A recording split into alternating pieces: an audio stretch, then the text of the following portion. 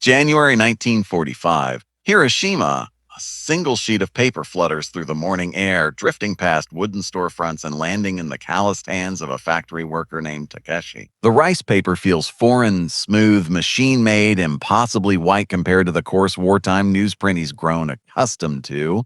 He unfolds it carefully, and there, printed in his own language with unsettling precision, are words that seem pulled from a fever dream.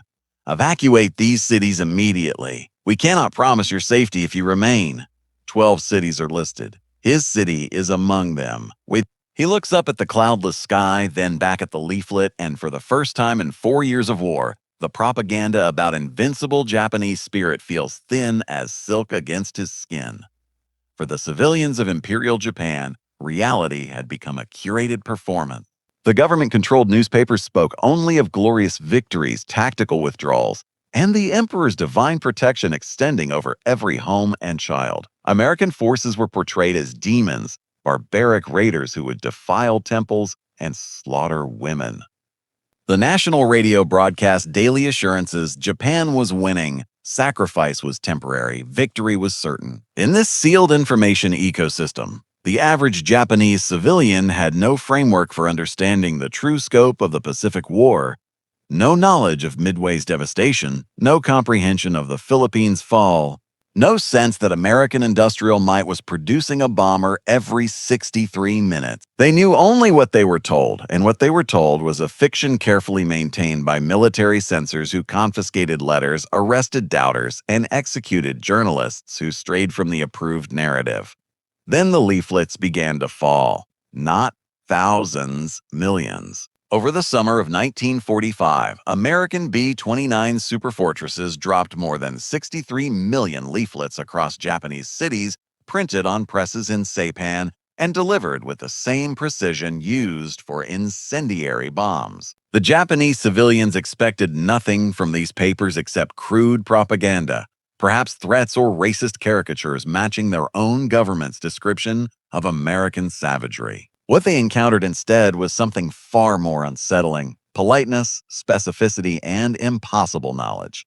The leaflets listed cities by name: Osaka, Nagoya, Kobe, Fukuoka, and warned residents to evacuate before firebombing campaigns. Some leaflets included maps. Others showed photographs of devastated cities already struck, images the Japanese press had never published. The tone was not triumphant or mocking. It was almost regretful, like a surgeon explaining an unavoidable amputation. Military records document the psychological earthquake this created. One Osaka resident, interviewed decades later, described the moment she read the leaflet as the sound of glass breaking inside my mind. The Japanese government had told her the Americans were barely human, yet here was a printed warning in perfect Japanese, giving her family time to flee before the bombs fell. The cognitive dissonance was profound. If the Americans were monsters, why warn civilians? Why warn civilians? If Japan was winning, why could the enemy drop millions of leaflets with impunity, flying unchallenged over the homeland itself? The leaflets carried an implicit message more devastating than any threat. We control your skies, we know your cities, and we are so powerful we can afford to be merciful. This was abundance speaking to scarcity, a nation with resources so vast it could spend tons of paper on enemy welfare while simultaneously producing the bombers to carry both warnings and destruction. The Japanese government's response revealed its panic. Authorities declared possession of the leaflets illegal, punishable by imprisonment. Citizens were ordered to turn them in unread to police stations, where they would be burned. Block associations organized collection campaigns, with neighborhood watchdogs noting who surrendered their leaflets and who might be hiding them. Yet the leaflets kept falling, more than any police force could intercept. People read them in secret, passed them between trusted friends, hid them under floorboards. Some tore them into pieces after reading, then burned the fragments. The very desperation of the government's reaction confirmed what the leaflets implied. The warnings were true, and there was nothing Japan could do to stop what was coming. The firebombing of Tokyo on March 10, 1945, had already killed over 100,000 civilians, more than either atomic bomb would later claim. But Tokyo received no leaflet warning. That raid was designed for maximum shock. The summer leaflet campaign was different, a calculated psychological operation. American strategists understood that warning civilians served multiple purposes. It demonstrated technological and informational superiority. It created distrust between population and government. And paradoxically, it made the eventual bombings more acceptable to American consciences. General Curtis LeMay's staff debated the ethics of the warnings. Some argued it would save enemy lives. Others noted it might help Japan evacuate war production.